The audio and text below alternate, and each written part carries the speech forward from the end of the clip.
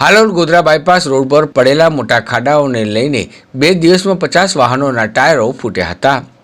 Halol Shamlaji state highway toll રોડના Halol bypass road પર પડેલા મોટા ખાડાઓ વાહન ચાલકો માટે જીવલેણ સાબિત થયા છે।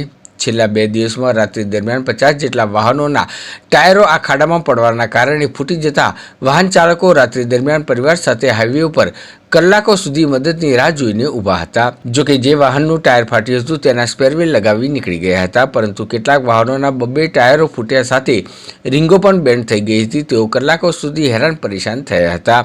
22 જૂન રવિવારના રોજ રાત્રે 11 વાગ્યાના અરસામાં માત્ર 15 મિનિટમાં એક પછી એક 17 કારના ટાયરો એક ખાડામાં પડવાથી ફૂટી જતા તમામ વાહન ચાલકો પરિવાર સાથે હાઈવે પર લાચાર બની મદદની રાહ જોઈ રહ્યા હતા। જોકે કેટલાક વાહન ચાલકો અને સ્થાનિક યુવકે આ ખાડાઓમાં રોડની બાજુમાં પડેલ કપચીનો માલ નાખી વાહનોને નુકસાન ન થાય તે માટે પ્રયાસ કર્યો હતો। રાત્રે વાહન ચાલકો રોડ પર ટોળે વળી જઈ અન્ય વાહનો આ ખાડામાં ન પડે તે માટે એક તરફ વાહનો જાય તેવા પ્રયત્નો કરતા જોવા મળ્યા હતા।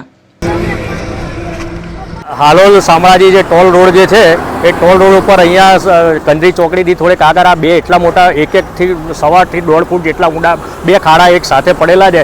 એની અંદર 4 વ્હીલરવાળા એમની સ્પીડમાં ચાલતા હોય તો એ બધી ગાડીઓ તે ખાડામાં પછડાય છે। 10 કે 15 મિનિટમાં ઓછામાં ઓછી 17 થી 20 ગાડીઓ એક સાથે પછડાઈ છે। હું હાલોલનો રહેવાસી છું। મારા સંબંધી વડોદરાથી ગોધરા જતા હતા એમના ઘરે, એમને મને ફોન કર્યો કે અમારી ગાડી પછડાઈ છે, ડેમેજ થઈ છે, એટલે હું એમની મદદે આવ્યો। પણ અહીં આવીને જોયું તો પરિસ્થિતિ ઘણી ખરાબ હતી। એ આવ્યા પછી જોયું 17 થી 20 ગાડીઓ અહીંયા લાઇનમાં ઊભી રહેલી છે। ખરેખર આ ટોલ નાકાવાળાની જવાબદારી છે કે ટોલ રોડની જવાબદારી છે। એ અધિકારીઓ શું કરે? જો આટલી બધી ગાડીઓ ડેમેજ થતી હોય અને આટલું બધું પરિવાર નુકસાન થતું હોય, આજે ઘણા ફેમિલી સાથે લોકો આવ્યા છે, અડધે રસ્તે એમની 2-3 ટાયર ફાટી ગયેલા છે, રીંગો વળી ગયેલી છે, તો એ લોકો અત્યારે બિચારા શું કરશે? જે આપણે 200-300 કિલોમીટર દૂર જવાનું છે। આજે કોઈ ફોન ઉપાડતા નથી, ટોલ નાકાવાળા ફોન ઉપાડતા નથી, હાઈવે ઓથોરિટીવાળા ફોન ઉપાડતા। તો એમાં જવાબદારી કોની? અધિકારીઓની કે કર્મચારીઓ કે કોની જવાબદારી? અને લોકોને એક સાઈડ ગાડીઓ ચલાવે એવો અમે પ્રયત્ન કર્યો, નેતા તો હજી 15-20 ની જગ્યા 50 ની લાઈન પડી।